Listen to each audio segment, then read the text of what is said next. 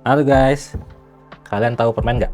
Permen itu kelihatannya sepele sih ya, tapi kita kadang suka makan sambil lalu dan tidak memikirkan berapa sih jumlah yang kita makan.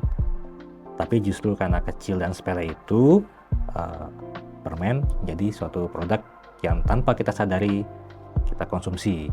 Bahkan mungkin bisa setiap hari nih. Oke, saya dari Indonesia Data berkolaborasi dengan Kode Marketing ingin mengajak kalian untuk melihat data-data mengenai permen.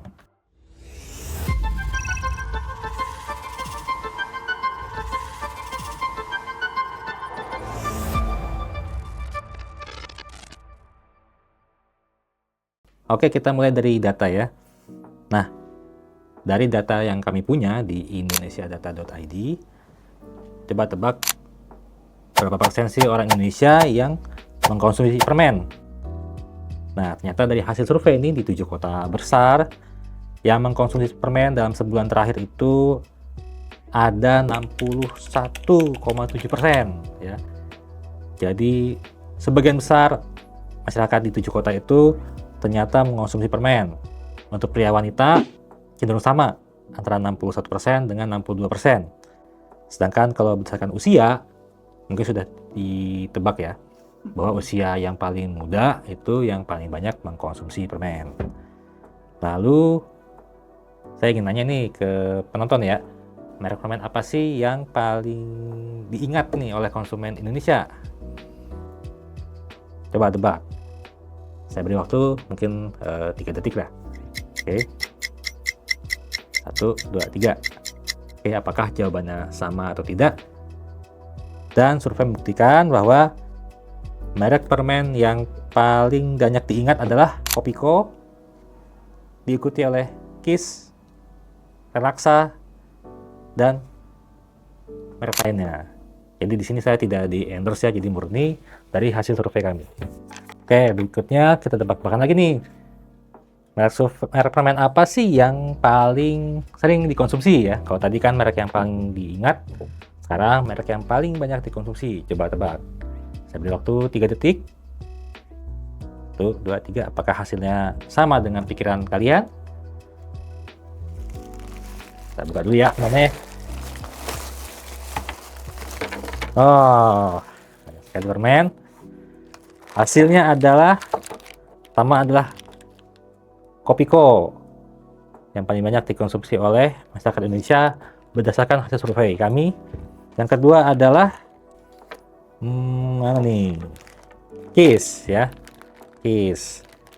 Yang ketiga adalah Relaxa, diikuti oleh Mentos, lalu ada Hexos dan Alpenlibe. Alpenlibe-nya mana tadi? Nih, Alpenlibe ya. Oke.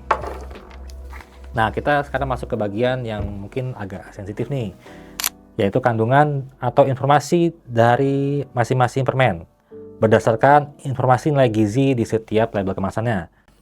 Belum pernah kan ngebandingin informasi nilai gizi di masing-masing permen kan?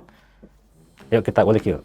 Saya membandingkan berdasarkan mungkin di Kemenkes lebih populer sebutnya GGL ya, yaitu gula, garam, dan lemak ya.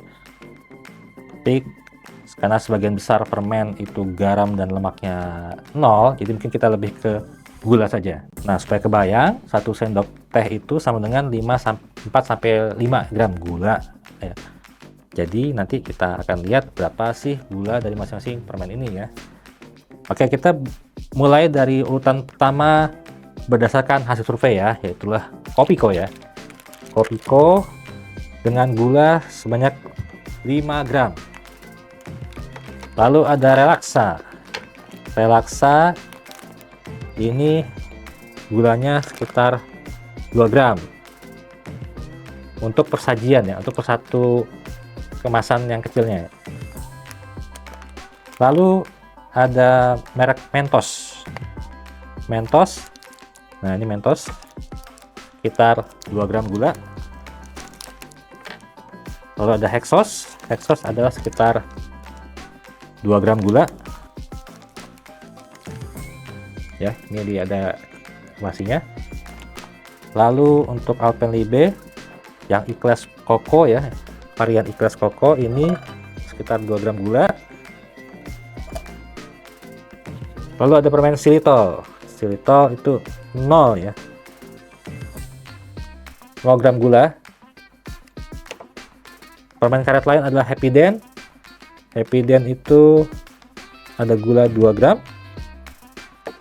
Ada merek Frost 0 gram gula. Dan merek Mints ya, Mints 2 gram gula. Satu lagi adalah Sugus, banyak 4 gram gula. Nah, pertanyaannya, apakah semakin banyak gula itu berarti buruk ya? Ya tidak juga.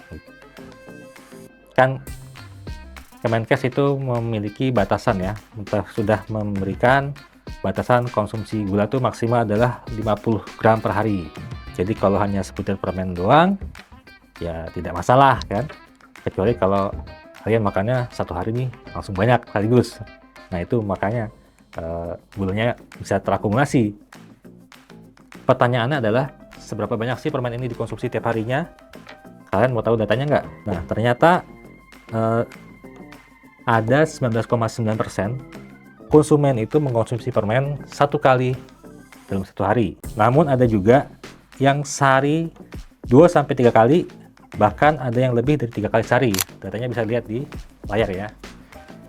Jadi ternyata ada juga yang mengkonsumsi lebih dari 3 kali sehari ini. Udah kayak minum obat. Permen itu sebenarnya tahun berapa ya? Mungkin abad 16-17 ya. Tapi sebelum itu, sebelum abad 16-17, zaman dulu banget itu orang menggunakan madu ya, madu untuk itu udah sebagai permen ya, karena sifatnya manis. Madu itu manis, dan madu itu suka dipakai orang tua untuk ngasih ke anaknya ketika mereka mau minum obat nih. Karena obat itu pahit, maka dikasihlah madu sebagai penawar atau menyamarkan rasa pahit dari si obat itu.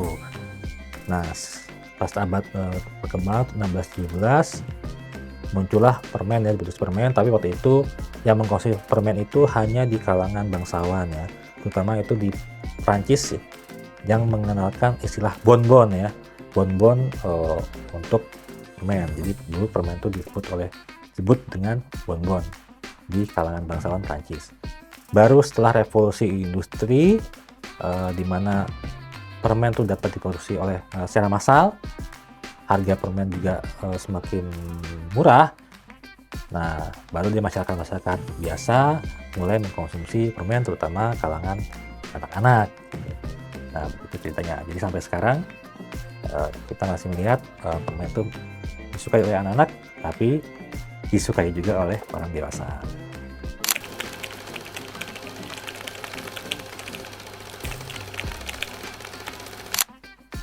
Ya sebenarnya orang zaman dulu ya, ini terkait dengan kandungan gula juga di permen tadi yang kita bahas ya.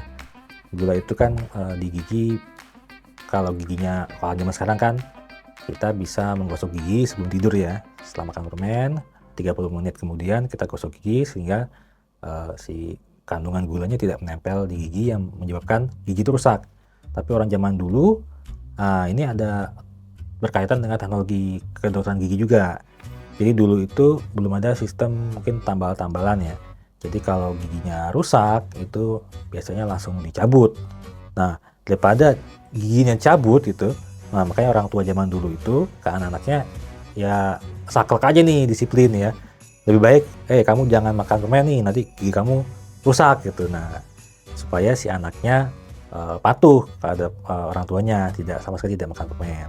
Kalau sekarang kalau anaknya mau makan permen ya boleh saja, asalkan nanti sebelum tidur itu menggosok gigi terlebih dahulu. Nah, itu penjelasannya. Oke, maksudnya di video ini kita tidak melarang kalian makan permen ya. Yang ingin makan permen silakan saja. Yang penting kita sadar kandungan apa yang tercantum kandungan di setiap masing-masing permen itu ya.